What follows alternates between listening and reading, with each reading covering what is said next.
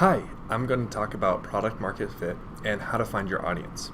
Okay, so I have this question from Bart Masta. Bart Masta. So they're talking about product and market fit. They have a product, but they already made a product and they don't know who their market is or the audience is. They tried to do Facebook ads, but then got 0 conversions. That means that 0 people added it to their cart. So what should they do to find out if their product has a chance of taking off? How can they check if why the reason aren't converting, the copy, right, all that sort of stuff? Am I selling to the right person? Okay, so this is a very good question. So the first step in starting a business is knowledge. It is knowing the demand and knowing the audience. That's the very first step. Because if there's no demand, then there's no business. And you could build something and no one will buy it. And I've done this several times. I thought that there would be demand. I didn't check. I didn't do any research. I made the website and then no one looked at it. I've done that way too many times. So make sure you're building something that people want first. So do the research first. Okay. So how do you do this? So you're into nootropics, so brain boosting nutrients. That's the product. So I would do a couple things. Look at you mentioned you weren't in the US, right? It sounds like you're not marketing to the US. So try to find forums of your country or forums about that subject, and see, and just, like Reddit has the total number of people that are subscribed to the subreddits.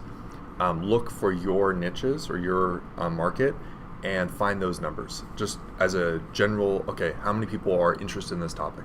That's one. Second thing you can do is go into Google Trends. Google Trends shows you relevancy score of roughly how many people are searching for these things.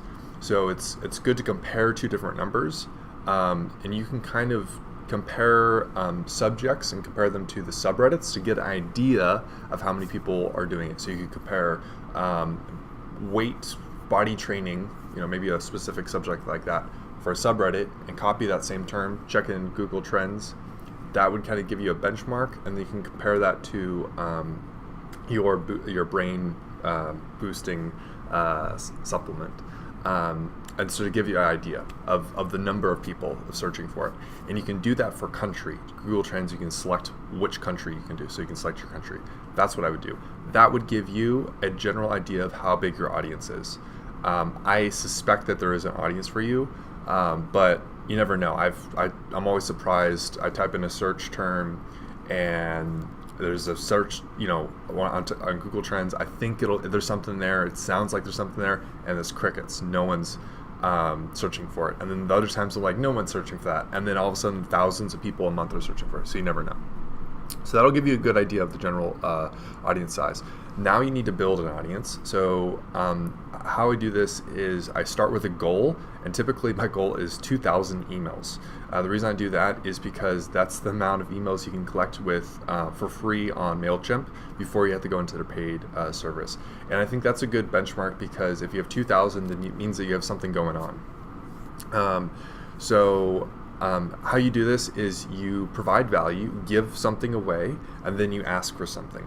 And so what I do, you can do this different ways. You can give out information through like a blog or an ebook, and then you can ask for people's emails. I think you probably see this all the time. You could also run giveaways. Since you have a product, I don't know if it's produced or not, you could do giveaways with them. That would be pretty good. In exchange for emails, you could say, this month I'm going to give out 1 container of my brain supplement, 10 containers to, or 1 container to 10 winners, right?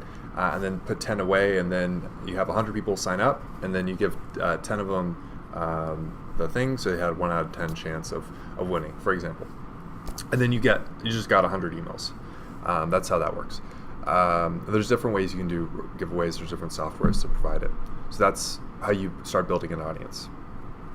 Then what I do is, okay, so you have the audience, the numbers, you have validated that people want it. Now I use those emails to do a survey. Or you could incorporate the survey into the giveaway, saying if you fill out the survey, that enters you to chance to win my product or whatever it is.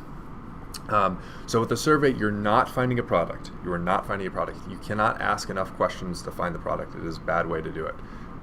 So you're not finding a product. You're not validating. You've already validated. What you're doing is you're finding how to talk about it. So it's to improve the product and the marketing. For example, one of my products I was looking at was I thought that the term "made in the USA" or "made in America," because I was going after the American audience, would be the most relevant term. And so in the survey, I just put a couple terms that was associated with a product made in the United States,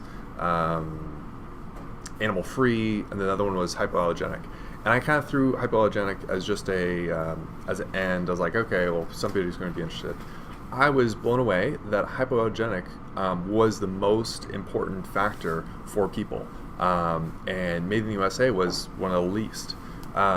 So that is going to change how I market that product. I'm going to make sure that it is hypoallergenic and people know that it's hypoallergenic. So the survey is how to market or change your message. So something you could do is look at your copy, look at how you put on your website. You could take those keywords and then give a survey to people and then find which keywords were the best. And you could include other keywords that maybe your competitor uses. That would give you a best way of how to market it. Oftentimes these are overcoming fears. For the hypoallergenic, maybe someone's allergic to some property material, and so they have a fear that they would buy it and they're allergic to it, or maybe they buy it and it won't fit. Things like that. So a lot of times those are overcoming fears or overcoming objections. So hopefully I've answered your question, and good luck with your product.